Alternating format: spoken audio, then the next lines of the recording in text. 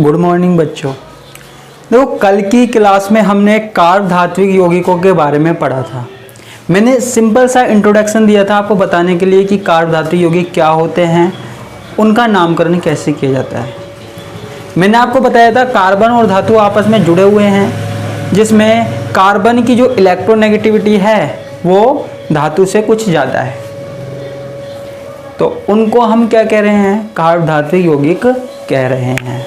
उसके बाद मैंने उनका नामकरण बताया था। कई बार सिंपल सी चीज़ पूछ ली जाती है, कार्ब धात्विक यौगिक किसे कहते हैं, और नामकरण के बारे में थोड़ी सी चर्चा कर ली जाती है, इसलिए मैंने आपको बता दिया। आज मैं इसका एक टॉपिक पढ़ाने जा रहा हूँ, वर्गीकरण, जो अधिकतर क्या है शॉर्ट नोट में पूछ लिया जाता है, इसके अंदर से क्वेश्चंस आते हैं। तो आज हम कार्ब धात्विक यौगिकों के वर्गीकरण की बात कर रहे हैं। वर्गीकरण,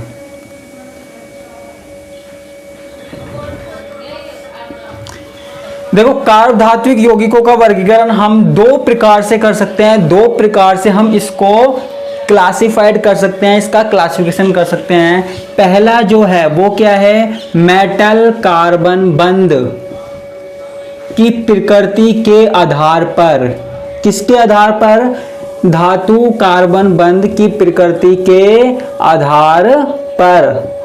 on the basis of metal carbon nature के आधार पर हम क्या है इसको बांट सकते हैं। तो इसके अंदर कौन कौन से आते हैं उसकी हम बात करते हैं। सबसे पहला जो आता है आयनिक यौगिक। क्या आता है? आयनिक यौगिक। आयनिक यौगिक क्या होता है? जैसे हमने आयनिक बंध पढ़ा था, आयनिक बंध में क्या होता है कि दो परमाणु आपस में बंध बनाते हैं, जिसमें से एक की विद्युत ऋणता क्या होती है, ज्यादा होती है, थोड़ी ज्यादा होती है, जिसके कारण इलेक्ट्रॉनों का स्थानांतरण एक तरफ से दूसरी तरफ हो जाता है।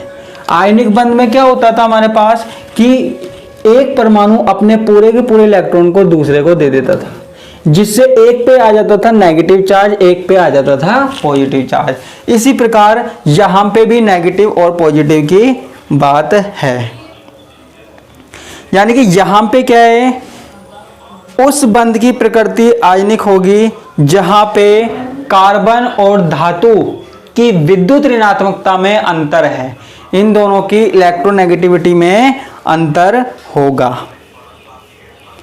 जैसे क्षार धातुओं में बहुत ज्यादा अंतर होता है, तो जब भी हम क्षार धातुएं लेंगे तो वो क्या बनाएगी, आयनिक यौगिकों का निर्माण करेगी। किसका निर्माण करेगी? आयनिक यौगिकों का निर्माण करेगी।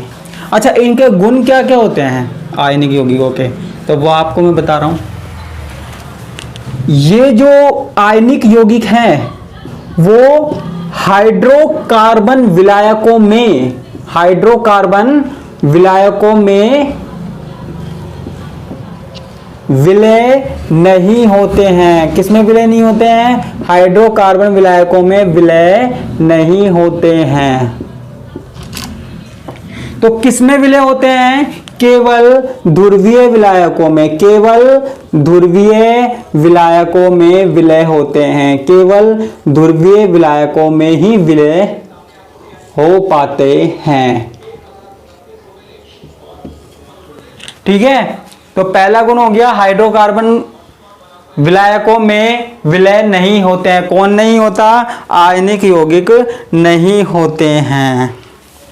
दूसरी बात, इनके जो विलयन होते हैं, इनके जो विलयन होते हैं वो विद्युत के चालक होते हैं। विद्युत के चालक होते हैं। विद्युत के चालक कौन होता है? विद्युत का चालक इनके विलयन, यानी कि इनको जल जैसे ध्रुवीय विलायकों में डालेंगे तो ये क्या है, अलग अलग हो जाएंगे। एक तीसरी बात, ये उभय अपघटन, डबल डीकंपोजिशन, यानी कि दो समूहों का विघटन होता है, द्विक अपघटन बोलते हैं जिसे, तो उभय अपघटन अभिक्रिया देते हैं। डबल डीकंपोजिशन अभिक्रिया ये देते हैं। तो इस तरीके से हमारे पास कुछ बातें देखी हमने आयनिक यौगिकों की। अब हम आगे की बात करते हैं। आगे एक प्रकार हो गया। दूसरा प्रकार जो हमारे पास है वो है सहसंयोजक यौगिक। कौन सा है? सहसंयोजक यौगिक। सहसंयोजक बंध के बारे में आपने पढ़ा था कि दो परमाणु आपस में बंध तो बना रहे हैं और लेकिन उनकी इलेक्ट्रोनेगेटिविटी में ज्यादा अंतर नहीं है, लगभग समान सी इलेक्ट्रोनेगेटिविटी होती है, लेकिन फिर भी थोड़ा बहुत तो बंध होता है, थोड़ा बहुत इलेक्ट्रोनेगेटिविटी का अंतर होता है, विद्युत ऋणात्मकता का अंतर होता है, इसलिए बंध क्या हो सकता है? थोड़ा बहुत ध्रुवीय हो सकता है। थोड़ा बहुत क्या हो सकता है? ध्रुवीय हो सकता है। इसके एग्जाम्पल जो हैं वो है जैसे di ethyl zinc, di ethyl zinc. और कौन कौन से एग्जाम्पल हो सकते हैं? ट्राई मिथाइल बोरोन, यानी कि जिनमें विद्युत ऋणता का अंतर ज्यादा नहीं है, थोड़ा बहुत है, जिससे ध्रुवीय प्रकृति हो सकती है, लेकिन फिर भी हम इनको सहसंयोजक यौगिक कह रहे हैं। यह दूसरा प्रकार हो गया। एक तीसरा प्रकार और है, यह भी ध्यान से देखिएगा। तीसरा प्रकार है विस्थानीकृत इलेक्ट्रॉन बंध युक्त यौगिक। विस्थानीकृत इलेक्ट्रॉन बंध युक्त यौगिक, बंध युक्त यौगिक। ये क्या चीज होती है भैया? जैसे हमारे पास संकुल यौगिक बनते हैं वैसे ही यहां पे है। जैसे हमारे पास मेटल है और कार्बन है, तो यहां पे कार्बन और मेटल आपस में क्या करते हैं? बॉन्ड बनाते हैं। इस प्रकार का जो बॉन्ड होता है वो संक्रमण धातुओं के द्वारा बनाया जाता है, जिनमें पूर्ण भरे हुए कक्षकों के साथ रिक्त डी कक्षक भी होते हैं। पूर्ण भरे हुए कक्षकों के साथ रिक्त डी कक्षक भी होते हैं। अब यहां पे होता क्या है कि जैसे लिगैंड आता था हमारे पास, धातु को इलेक्ट्रॉन देता था। मैंने वीबीटी वाली सीएफटी वाली यूनिट में पढ़ाया था कि जो लिगैंड होता है वो इलेक्ट्रॉन देता है। ऐसे यहां पे क्या कार्बन है वो इलेक्ट्रॉन देने का काम कर रहा है, तो ये कार्बन क्या हो गया? एक लिगैंड की तरह यहां पे हो गया, जो कि इलेक्ट्रॉन दे रहा है। अब लेकिन आगे की बात किया जाए तो यहां पे जो कार्बन इलेक्ट्रॉन दे रहा है, इसी तरीके से ये धातु भी कार्बन को इलेक्ट्रॉन दे सकता है। तो इसको ही हम बोलते हैं विस्थानीकृत इलेक्ट्रॉन बंध यौगिक, जिसमें एक ही लिगैंड या एक ही परमाणु दूसरे परमाणु को अपने दो इलेक्ट्रॉन युग्म में प्रदान कर रहा है। अब जो ये विस्थानीकृत इलेक्ट्रॉन बंध युक्त यौगिक है, इसको भी हमने आगे बांट दिया। इसको आगे हमने 3 भागों में बांट दिया। कौन कौन से भागों में बांट दिया? 3 भागों में हमने बांट दिया। तो पहला भाग जो है हमारे पास वो है सेतु बंधित एल्किल यौगिक, ब्रिज कंपाउंड। सेतु बंधित एल्किल यौगिक। क्या? सेतु बंधित एल्किल यौगिक।